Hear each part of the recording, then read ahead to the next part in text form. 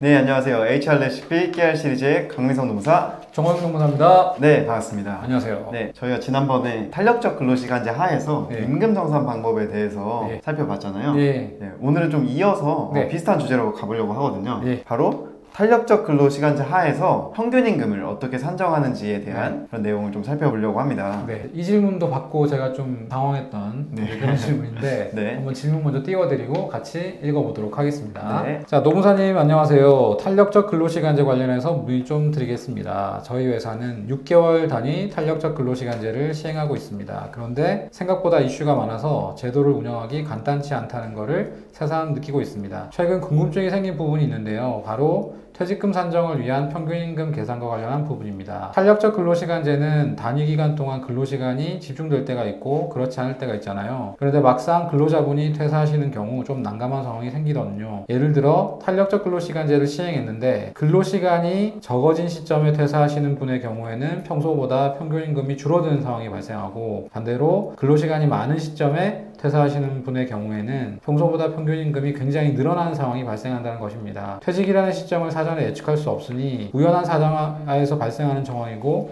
어쩔 수 없다라도 할 수도 있지만 근로자분 입장에서는 유리함도 있을 수 있지만 불리함이 생길 수도 있는 상황이라 이를 어떻게 처리해야 할지 난감한데 좀 도와주세요. 정말 난감한 그런 상황인 것 같은데요. 네네. 네, 지난번에 영상에서도 말씀드렸다시피 탄력시간제 하에서 임금이 왔다 갔다 할 수도 있기 때문에 이게 좀 문제가 되는 것 같아요. 네네. 네, 그러면 기본적으로 네. 평상시에 퇴직금을 산정할 때 어떻게 산정하는지 먼저 알고 가면 좋을 것 같아요. 네네. 네. 뭐 퇴직금 산정이야 네. 퇴직급여 보장법에도 나와 있고 네. 너무 간단하게 다들 잘 알고 계신데 네. 계속근로 1년간에 대해서 평균임금 31분에 대한 부분을 지급하면 되는 거죠. 네. 평균임금에 대해서는 근로기준법 제2조 1항 6호에서 이렇게 이제 되어 있는 거죠. 자, 평균임금이란 이를 산정할 사유가 발생한 날 이전 3개월 동안에 그 근로자에게 지급된 임금의 총액을 그 기간의 총일수로 나눈 금액을 말한다. 이렇게 되어 있는 거죠. 네. 그러면 이게 탄력적 근로시간제 하에서는 아까 질의 주신 분의 내용처럼 좀 문제가 발생할 수 있을 것 같아요. 네, 그렇죠. 결국 평균임금 산정 산식을 우리가 보면은 퇴직 사유가 발생한 날 이전 3개월 동안 지급받은 임금 총액을 그 기간의 일수로 나누어서 1일분의 평균임금을 산정하도록 되어 있죠. 네. 그러니까 어떤 경우가 생기냐면은 네. 6개월 단위 탄력적 근로시간제를 만약에 적용하고 있다. 네네. 그래서 이렇게 했다고 볼게요. 자, 1개월 차부터 3개월 차까지는 매주 32시간씩 일하기로 했고 네. 그 다음에 4개월 차부터 6개월 차까지는 매주 48시간씩 일하기로 했어요. 네. 그런데 1월 1일부터 이 제도가 시행됐다라고 했을 때 네. 4월 1일쯤에 퇴사하시는 분이 있다. 즉 3개월 동안 매주 32시간씩만 일하다가 그만두시는 분이 있을 수 있겠죠. 네. 자, 이게 퇴직 시점 1이라고 보겠습니다. 네. 퇴직 시점 2는 그 기간을 다 넘어서서 6개월이 다 끝나가는 시점에 퇴사하시는 분도 있겠죠. 6월 네. 말에. 네. 자, 이분을 퇴직 시점 2라고 보면은 네. 퇴직 시점 1에 퇴사하시는 분은 직전 3개월 동안 32시간씩 일했으니까 네. 임금이 평균 만약 소정근로 40시간씩 일했다면 그것보다 낮아지게 되는 경우가 생기고 네. 반대로 6개월 끝나고 그만두시는 분은 48시간씩 직전에 3개월 동안 일했으니까 네. 임금이 40시간 기준보다 늘어나는 경우가 생기겠죠. 네. 그러면 질문하신 분의 요지는 이거죠. 아니 이런 유불리함이 생기는데 이거 네. 그대로 둬도 됩니까? 이런 질문이라고 우리가 이해를 할 수가 있습니다.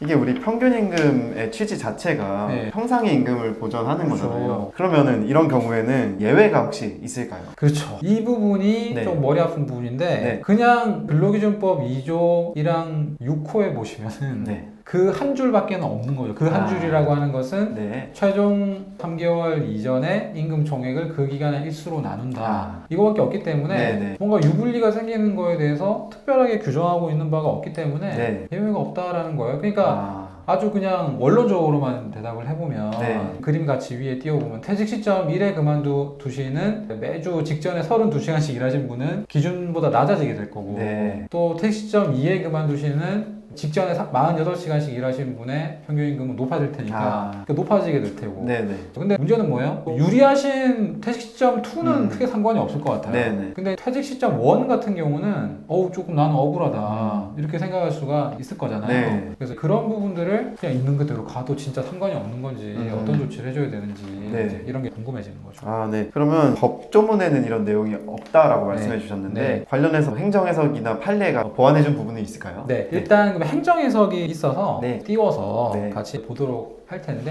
네. 자, 2019년 9월의 행정해석인데요. 자, 제목이 이렇습니다. 탄력적 근로시간제 당위기간 도중 퇴사 시 평균임금 계산 이렇게 있고 네. 자, 질의 내용을 보니까 탄력적 근로시간제 단위기간 도중 퇴사한 근로자의 평균임금 산정 시 평균 소정 근로시간 1주 40시간에 대한 임금으로 산정하기로 하는 약정이 유효한지 여부니까 네. 아마 근로자 대표 서면 합의를 하실 때 네. 퇴직금 계산은 근로시간 왔다 갔다 하는 거 상관없이 네. 1주 40시간 평균점을 기준으로 해서 계산한다라고 약정을 했나 봐요. 네네. 자, 이게 유효한지를 물어보는 건데 네. 그 밑에 세 번째 단락 보시면 이렇게 돼 있죠. 노사 간 탄력적 근로시간제 당위기간 도중 퇴사한 월급제 근로자의 경우 평균 소정 근로시간 1주 40시간에 대한 임금으로 평균임금을 산정하기로 하는 약정도 가능함 이렇게 돼 있죠. 네. 자, 그런데 또 중요한 게 나와요. 그 네. 밑에 있는 다만 부분인데 네. 현행법 및 대법원 판례는 평균임금을 퇴직한 날 이전 3개월 지급된 임금 총액으로 정의하고 있으므로 위와 같은 약정이 있다 하더라도 퇴직한 날 이전 3개월간 지급된 임금으로 산정한 평균임금이 평균 소정 근로시간에 따른 임금으로 산정한 평균임금보다 높을 경우에는 실제 지급된 임금으로 평균임금을 산정하는 것이 타당하다고 판단돼요. 네. 이게 어떤 내용이에요? 그러면 아까 퇴직 시점 1에서 퇴직하는 경우에는 40시간으로 하자라고 네. 사면 합의가 가능한 건데 네. 퇴직 시점 2에서는 네. 48시간이란 그 평균임금으로 줘야 된다 이런 얘기예요. 그렇죠.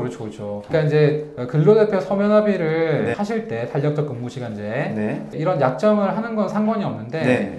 평균보다 낮은 근로시간을 일하는 시점에서 퇴사하시는 분은 유리하니까 이 약정이 유효하고 네. 하지만 우리 그림에서 아까 봤던 퇴직 시점 2에 그만두시는 분 같은 경우는 기존 3개월 동안 48시간씩 근무를 했기 때문에 네. 그게 유리하니까 그거 현상을 반영해서 퇴직금 계산해줘야 된다. 네. 그렇게 판단 내리고 있는 거죠. 네. 그러면 다시 한번 정리하면 행정해석은 이러한 평균 40시간으로 하는 그 약정이 가능하다는 얘기고 그런 약정이 없는 경우에는 퇴직 시점 1에서 퇴직을 하더라도 32시간 이 일한 걸로 평균임금을 산정해도 큰 무리는 없다는 거네요. 그렇죠. 왜냐하면은 다시 한번 법규로 돌아가면은 네네. 예외가 없다는 거니까. 근데 이제 저는 실무적으로는 그렇게 하기는 힘들다는 게 네네. 근로대표 서면 합의를 할 때 이런 상황을 분명히 생각을 할 거 아니에요. 네. 근로자들은. 네. 그러면 당연히 이런 약정을 넣자라고 얘기를 할 것이고 네. 그리고 실질적으로 회사에서도 네. 32시간을 처리해 주는 건 좀 너무 하잖아요. 네. 최소한의 40시간 평균 맞춰주는 거는 좀 필요한데 결과적으로는 이제 유리하면 유리한 거를 적용해 줘야 된다는 것만 기억을 해주시면 될 것 같아요. 네. 많은 기업들이 탄력적 근로시간제 많이 서면 합의하고 계신데 네. 사실은 이런 부분까지 생각을 하고 서면 합의하시는 기업들은 많이 없을 것 같아요. 그렇죠. 탄력적 근로시간제 근로협회 서면 합의가 필요한지도 모르는 분도 많고 네. 여러 책이나 이런 데서 나온 예시를 보면은 네. 이 정도까지는 알려주지는 않죠. 맞습니다. 기본적인 내용만 샘플로 주기 때문에 네. 어떤 경우가 생기냐면은 네. 기본 합의만 해놓고 네. 실제 운영을 하다 보면 이런 경우는 정말 많은 것 같아요. 네. 그래서 여러분들이 서면 합의 하실 때 꼼꼼하게 발생 가능한 여러 예시를 고민하신 다음에 이런 경우 약정해도 되는지 안 되는지 또 이런 것들을 좀 충분히 검토하시고 진행하시는 게 좀 필요하다 이런 생각이 듭니다. 네, 오늘의 영상이 도움이 되셨다면 좋아요와 댓글, 구독까지 많이 눌러주시기 바랍니다. 다음에 더 좋은 영상으로 찾아뵙겠습니다. 감사합니다.